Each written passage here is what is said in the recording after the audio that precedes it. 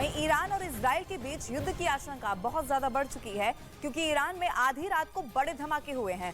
खबर के मुताबिक ईरान में 2 जगहों पर ड्रोन से बड़े धमाके हुए। ईरान के इस्फहान शहर में ये विस्फोट वहां के गोला बारूद सेंटर की फैक्ट्री में हुआ है। ईरान में धमाके के बीच तेहरान में सैन्य विमान भी मंडराने लगे और ड्रोन हमले को विफल कर दिया गया। इस हमले में किसी की जान हालांकि नहीं गई है।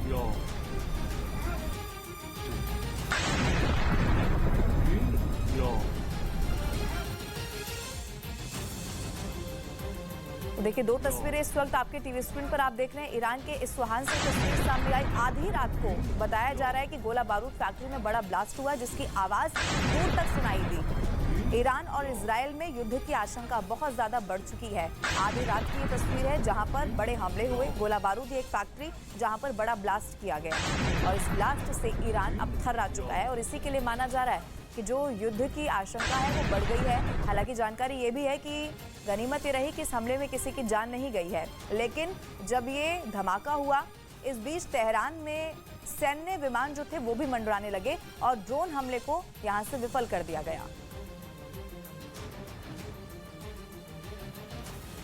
तो ईरान के इस्फहान शहर की जो तस्वीरें इस वक्त आपके टीवी स्क्रीन पर हैं, आप देख रहे हैं। आधी रात को ड्रोन से हमला किया गया। एक गोला बारूद सेंटर बताया जा रहा है, उसकी ये फैक्ट्री थी जिसमें ये जो ब्लास्ट है वो किया गया। अच्छा, इसकी लपटें जो हैं वो दूर से ही तस्वीरों के जरिए समझी और देखी जा सकती है। 3 अलग अलग तस्वीरें इस वक्त आपके टीवी स्क्रीन पर है। ईरान में कैसे ब्लास्ट हुआ, दूसरी तस्वीर में आप देखिए गोला बारूद सेंटर पर यह हमला किया गया। ये वो जगह है जहां पर हमला किया गया और दूर से ही ये आग की लपटें उठती हुई नजर आ रही है। तेल डिपो में कैसे आग लग गई उसकी तस्वीर भी इस वक्त आपके टीवी स्क्रीन पर है। अलग अलग 3 तस्वीरों के जरिए जो आधी रात को यहाँ पर हुआ है वो पूरी तस्वीर आप समझिए। पहले आप देखेंगे कैसे 1 सेकंड और फिर ये इतना बड़ा धमाका हुआ, देखते ही देखते पूरे तेल डिपो में कैसे आग लग जाती है। हालांकि गनीमत ये रही कि जान माल का कोई नुकसान यहाँ पर नहीं हुआ है, लेकिन इस धमाके के बीच तेहरान में बताया गया कि सैन्य विमान जो थे वो मंडराने लगे और ड्रोन हमले को उसके बाद विफल कर दिया गया और इसीलिए अब जो युद्ध की आशंका है वो गहराने लगी है।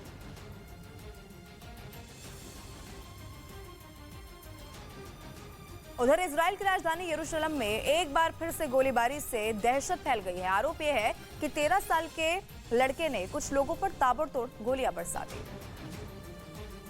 जिसका एक वीडियो भी सामने आया जिसमें वो लड़का लोगों पर फायरिंग करता दिखाई दिया। उस लड़के ने पहले तो एक कार के पीछे छिपकर अपनी बंदूक को गोलियों से भरा और उसके बाद सड़क से गुजर रहे लोगों पर ताबड़तोड़ फायरिंग कर दी। जैसे ही वहां गोलीबारी शुरू हुई, लोग जान बचाकर भागते नजर आए, लेकिन तभी उनमें से एक आदमी ने हिम्मत दिखाई और अपनी बंदूक से हमलावर के हाथ पर गोली मार दी, जिसके बाद वो लड़का घायल हो गया और उसे गिरफ्त में ले लिया गया। इस फायरिंग में 2 लोग घायल हो गए, जिन्हें अस्पताल में भर्ती करवाया गया। साथ ही गोलीबारी करने वाले लड़के का भी इलाज चल रहा है। एक दिन पहले भी यरूशलेम में फायरिंग की घटना सामने आई थी, जिसमें 7 लोगों की जान चली गई थी, जबकि 10 लोग घायल हो गए थे।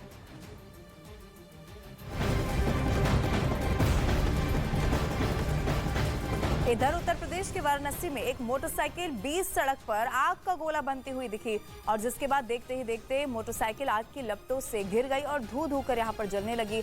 आग की ऊंची ऊंची लपटों को देख आसपास के लोगों में हड़कंप मच गया और कुछ देर के लिए ट्रैफिक व्यवस्था भी यहाँ पर थम गई। मोटरसाइकिल के मालिक का दावा है कि सड़क के किनारे खड़ी मोटरसाइकिल को जैसे ही स्टार्ट करने के लिए चाबी लगाई, वैसे ही मोटरसाइकिल में आग लग गई।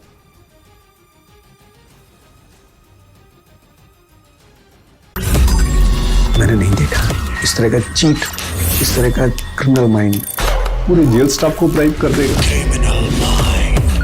मैं सोच भी नहीं सकता था गवर्नमेंट फंक्शनरी को इम्पर्सनेट करता था, आवाजें बदलता था। टारगेट भी बहुत पावरफुल धनवान लोगों को करता है। ये एक ही चीज से रुक सकता है, अगर आप इसकी जीभ काटें। न्यूज चैनलों के इतिहास में पहली बार न्यूज 18 इंडिया की web series FIR number 208 streaming 3 फरवरी 9 PM।